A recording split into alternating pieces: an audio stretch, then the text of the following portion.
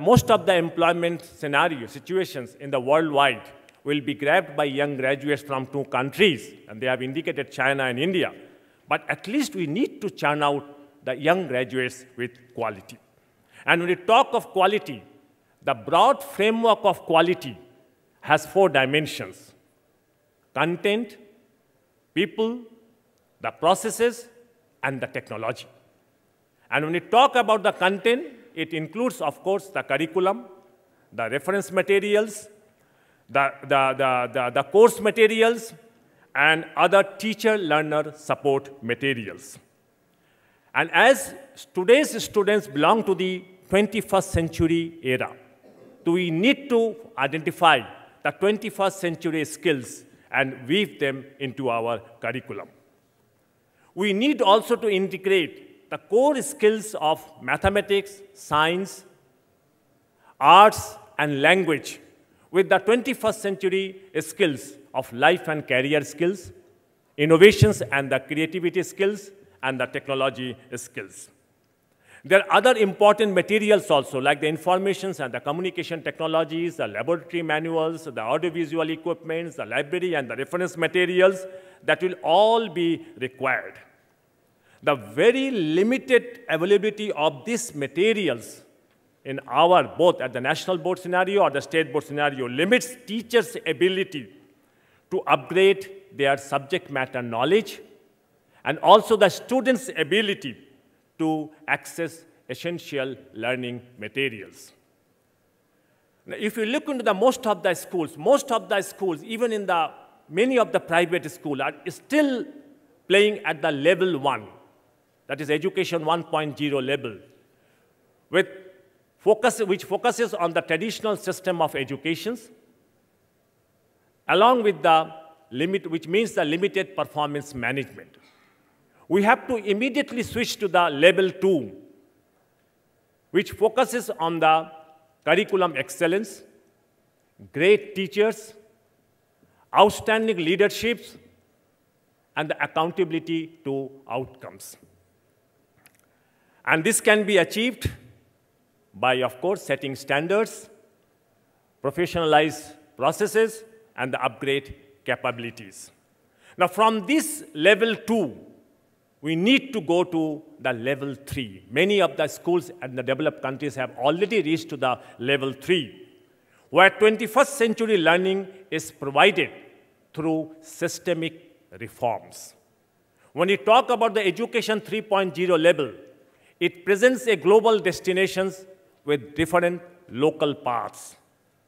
It is a holistic transformations where we need to provide the 21st century learning through 21st century pedagogy, 21st century skills, and the technology. We need to reach to this level, while most of the schools, whether they are affiliated with the national boards or with the state boards, they are still playing at the level 1. So the mindsets that needs to be re-engineered are that learning is time-bound, and the courses have to be covered within stipulated time frame. We cannot have a rule that holds time as a constant while learning varies. Time cannot be a learner's warden. It is not the same time period for all types of learners. So time has come up. Let us not put the cart before the horse. Let us liberate our schools from the clock and the calendar. The time has come up. We may need to take I think, a differential academic sessions also. Our system is so structured. Our system is so restrictive. I think we need to come out from this time frame of our clock and the calendar. Accreditation, the next important thing that is now being talked about these days. Accreditation, though sounds good, I think at secondary level, if you are introducing it, needs a second look. needs, I think, a broader perspective. If it is to be implemented by one board and not to be implemented in other board, I believe that it may create a further divide and may lead to exclusivity. Of course, if accreditation helps in the development of thinking schools in a definite time frame, then I'm in favor of it. But if it boosts the commercializations, the commodifications, and the marketizations further, which I believe that it may do, unhealthy competitions may arise with so many large number of players, which may not be good for the healthy growth of secondary educations. It may be very good at the tertiary level, but I think replicating it at the secondary level may not yield the desired results, and we may need to have a definitely second look. And lastly, if we need to implement the accreditation at the secondary level, the accreditation should be done by absolute neutral players. We need to have a private participation, but need to be absolute, meaning in the sense that not by players which may have other allied interest in school education. If accreditation is done by, say, organization X and have interest also in, say, publication in school education or, say, other type of activities, I think the accreditation may not be done in a very neutral manner. So the challenge is now how to measure up globally. That's number one. How to create communities of practices to add value to the curriculum content, to improve the curriculum delivery, to explore ways for meaningful integration of technology with the teaching learning process, and how to relate education to life outside the school.